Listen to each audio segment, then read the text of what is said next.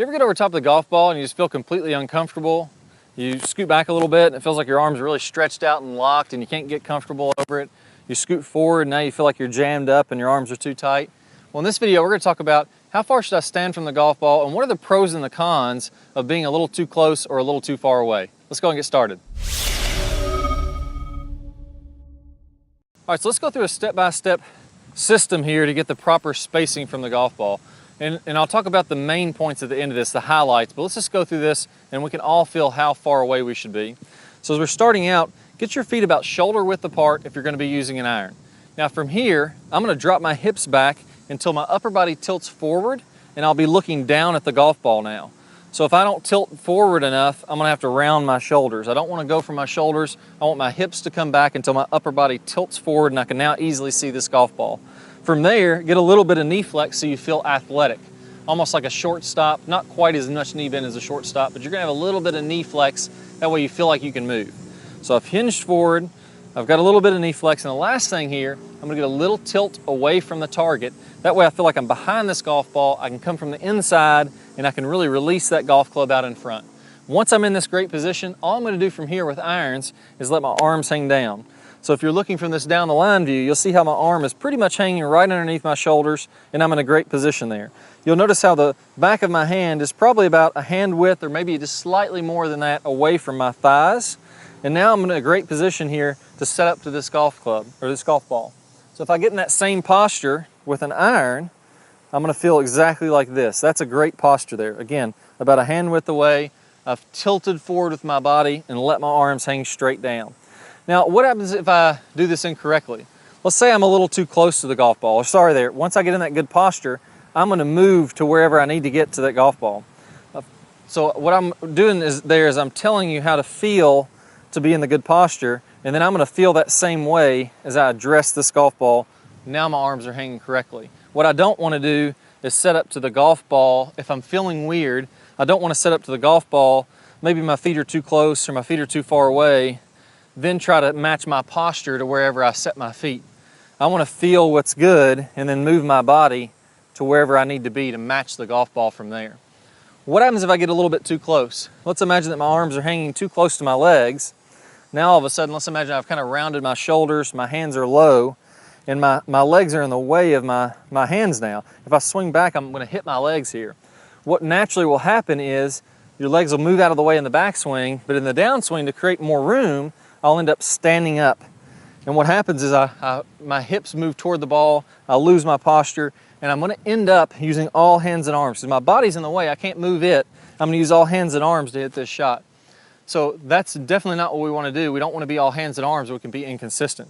What happens if we're too far away from it now? Let's say my feet are very far away and my arms are really outstretched to meet this golf ball.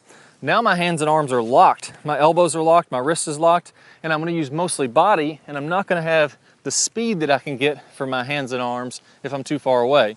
So typically when you're farther away, you're gonna use more bigger pieces of your body, your bigger muscles. You're gonna lose a little bit of speed because you're not using the whip and the speed that you'll see with the lag and release like the pros are having.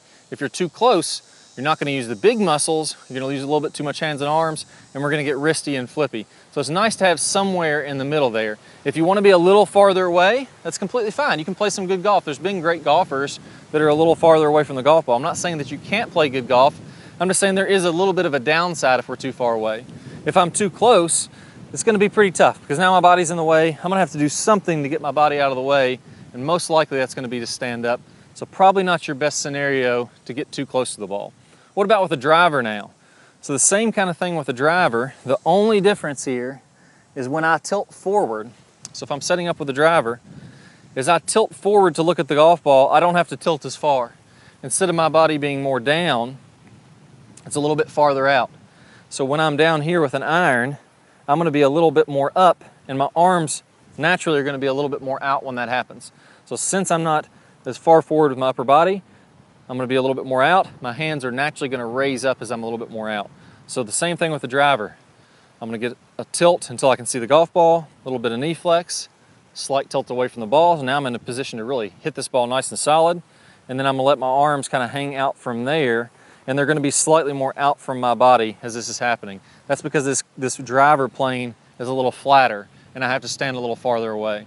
So follow those key steps. You're gonna get the perfect feeling distance from the golf ball. You're gonna have a great blend of your body and your hands and arms to create good club head speed and distance.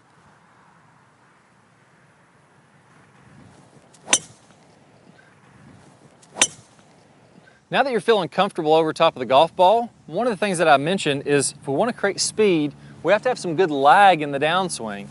Well, that lag is actually a little counterintuitive. A lot of people try to set those wrists early to pick up that club and create lag in the backswing, and that's not what you want to be doing.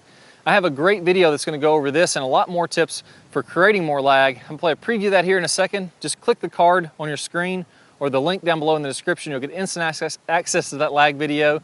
Let's go ahead and get started. And welcome back. I'm Clay Ballard, and in today's video, we're going to talk about one of the absolute worst drills for creating lag. It's a very common drill that I see.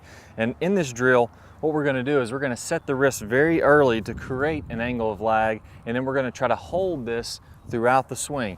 It's one of the worst things that you can do to build lag. I'm going to talk about the science behind why this is the case, and I'm also going to give you a great drill to help you improve your lag, all in this video. Let's go ahead and get started. If I do it this way versus holding that position, exact same thing happens when we're building the lag in the golf swing. So what we want to do is throughout the swing, I want to have a very low and wide takeaway. So I'm not going to set my wrist early at all. If you look at a lot of the top players, you look at Adam Scott, very wide takeaway, not very much wrist set at all. You look at Rory McIlroy, you look at Tiger Woods. All these players are using a wide takeaway and not getting very much wrist set, so that later in the swing, as we start down, we can increase this wrist set, and we're really only going to max out this angle of lag for a split second in the downswing. Okay, so a three-step drill here. Now, as we get started with this, I want to remind you that the fulcrum in this golf club for getting a massive amount of lag is right at the end of the golf club. This is where I want my hinge point to be.